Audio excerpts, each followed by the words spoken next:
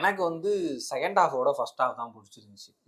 ஏன்னா ஃபர்ஸ்ட் ஹாஃப்ல அந்த பேஸ் ரொம்ப அழகா செட் பண்ணியிருந்தாங்க. அந்த மலையாள ஃபேமிலி வந்து இங்க மாட்டிக்கிட்டு கோர்ட்ல அவங்க படுற அந்த அவஸ்தை அதெல்லாம் ரொம்ப சூப்பரா காமிச்சிருந்தாங்க.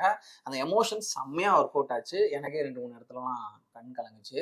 அதுக்கப்புறம் ஹீரோவோட என்ட்ரி வர அந்த மொமெண்ட் வந்து எனக்கு கொஞ்சம் டிஸ்கனெக்டடா இருந்துச்சு. மாஸுக்காக அந்த மொமெண்ட் ஆட் பண்ண மாதிரி இருந்துச்சு. அதுக்கப்புறம் இன்ட்ரோல் பிளாக் செம்மையா இருந்துச்சு. செகண்ட் ஹாஃப் எப்படா வரும் அப்படின்ற ஒரு கியூரியாசிட்டியோட இன்ட்ரோல் பிளாக்கை முடிச்சிருந்தாங்க. செகண்ட் ஹாஃபும் அப்படிதான் ஆரம்பிச்சிச்சு. ஒரு ஃபன்னா ஜாலியா போச்சு.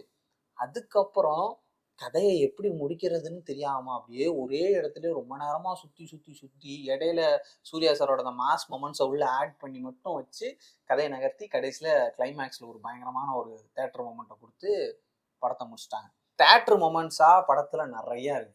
எக்கச்சக்கமான தேட்டர் மொமெண்ட்ஸு. சூர்யா ஃபேன்ஸ் மட்டும் இல்ல, ஜென்ரல் ஆடியன்ஸுமே என்ஜாய் பண்ற மாதிரியான மொமெண்ட்ஸு படத்துல நிறைய இருக்கு. அட்லி படம் பார்த்த மாதிரி. கரெக்டான பாயிண்ட். அட்லி படங்கள் எப்படி ஒரு கலர்ஃபுல்லான ஒரு பேக்கேஜா இருக்குமோ அதே மாதிரியே தான் இந்த படம் இருந்துச்சு. ஆனா ஸ்கிரீன் பிளே நிறைய இடங்கள்ல தொங்கி போயிடுச்சு.